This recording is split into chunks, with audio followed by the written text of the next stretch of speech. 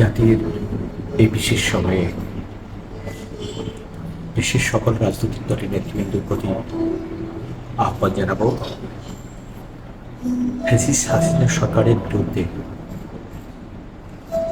দেশনায়ক জনাব তারেক রহমানের নেতৃত্বে আমরা সকলেই যেভাবে একটি স্বৈর শাসককে পদে থেকে বাধ্য করানোর জন্য অভিজ্ঞ মঞ্চ থেকে যুগপৎ আন্দোলন করেছি, এবং সর্বোপরি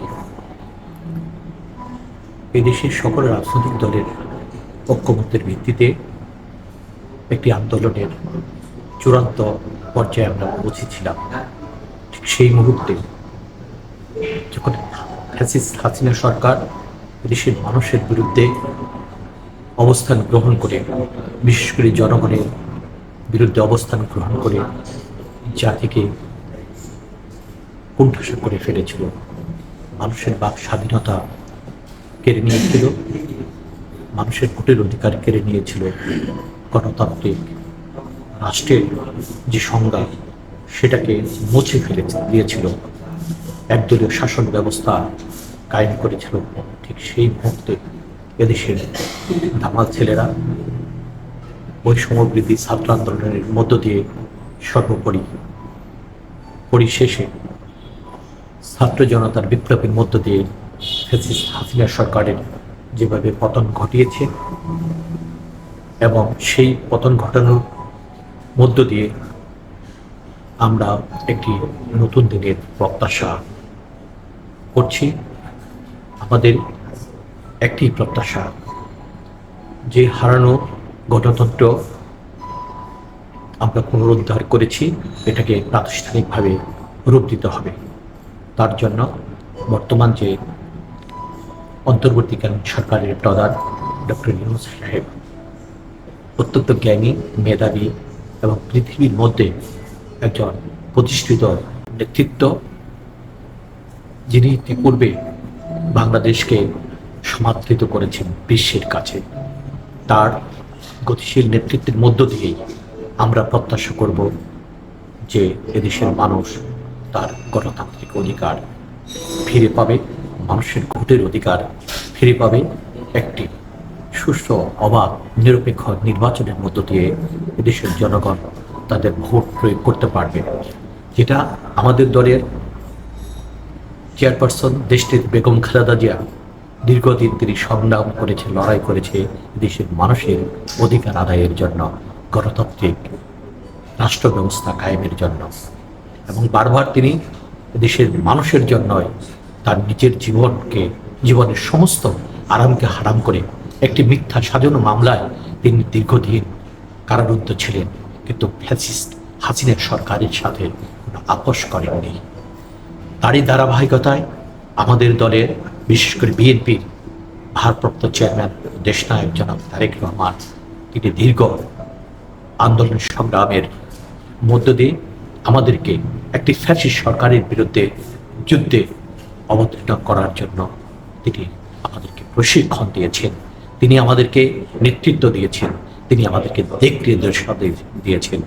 সেই বিএনপির ভারপ্রাপ্ত চেয়ারম্যান, আগামী দিনের রাষ্ট্রনায়ক তারেক জিয়ার নেতৃত্বেই আমরা এই ফ্যাসিস্ট সরকারের বিরুদ্ধে রাজপথে দীর্ঘদিন সংগ্রাম লড়াই করেছি। সেই লড়াই সংগ্রামের মধ্য দিয়ে আমাদের অনেক বিএনপির নেতাকর্মীরা মিথ্যা ষড়যন্ত্রমূলক মামলার শিকার হয়েছে, অনেকে গুম হয়েছে, অনেক মায়ের বুক খালি হয়েছে। আমরা তবু তারেক জিয়ার নির্দেশেই এই ফ্যাসিস্ট হাসিনা সরকারের বিরুদ্ধে যুদ্ধ চালিয়ে গিয়েছি। সেই যুদ্ধে তারেক জিয়ার নেতৃত্বে এই জাতির একটি বিজয় অর্জিত হয়েছে 5ই আগস্টে। আমরা পরবর্তীতে এখন শুধু একটি আমাদের প্রত্যাশা, সেটি হলো যে এই দেশের মানুষকে ঐক্যবদ্ধ হতে হবে, এবং এখনো সেই ষড়যন্ত্রকারীরা, সেই চক্রান্তকারীরা থেমে নেই। তাদের চক্রান্ত এবং ষড়যন্ত্র আমাদের দেশের স্বাধীনতাকে, সার্বভৌমত্বকে বিনষ্ট করার একটি অপপ্রয়াস মাত্র। যে কারণে প্রতিদিন আমরা লক্ষ্য করছি রাস্তায় গার্মেন্টস শ্রমিকদের মিছিমিছি বিক্ষোভ। আমরা প্রতিদিন লক্ষ্য করছি কোনো যুক্তি না থাকা সত্ত্বেও অনেক সময় দেখা যাচ্ছে যে যার মতো রাস্তায় নেমে প্রতিবাদ করছে, বিভিন্ন সময়ে বিশৃঙ্খলা করার চেষ্টা করছে। আমরা এই অন্তর্বর্তীকালীন সরকারকে আমরা সহযোগিতা করছি। আমাদের নেতা দেশনায়ক জনাব তারেক রহমান সাহেব আমাদেরকে সেই দিক নির্দেশনায় দিয়েছেন এবং আমরা এই সরকারের কাছে প্রত্যাশা করব কোনো অবস্থাতে যেন জনগণের যে আকাঙ্ক্ষিত, যে প্রত্যাশিত গণতন্ত্রকে পুনরুদ্ধার করার যে একটি প্রয়াস, যে একটি প্রত্যাশা, এটা যেন কোনো অবস্থাতে কোনো কারণে বিনষ্ট না হয়, সেদিকে খেয়াল রাখতে হবে। এই যে আজকে গত কয়েকদিন আগে 3 জন উপদেষ্টা নিয়োগ করেছে, ইতিমধ্যেই তার একাধিক ব্যক্তি সম্পর্কে জনগণের মনে প্রশ্ন জেগেছে। বিশেষ করে যারা আত্মহত্যা দিয়েছে, যারা রাজপথে রক্ত দিয়েছে, যারা অত্যাচার নির্যাতন সহ্য করেছে, তাদের মনে কিন্তু দাগ কেটেছে।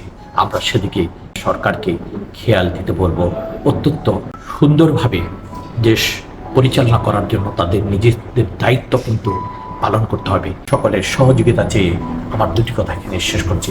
আল্লাহ হাফেজ। বাংলাদেশ জিন্দাবাদ। শহীদ জিয়াউর রহমান অমর, দেশনেত্রী বেগম খালেদা জিয়া জিন্দাবাদ। আগামী দিনের রাষ্ট্রনায়ক বিএনপির ভারপ্রাপ্ত চেয়ারম্যান দেশনায়ক জনাব তারেক রহমান জিন্দাবাদ। টাঙ্গাইল মির্জাপুর পৌর বিএনপি জিন্দাবাদ। সকলকে ধন্যবাদ।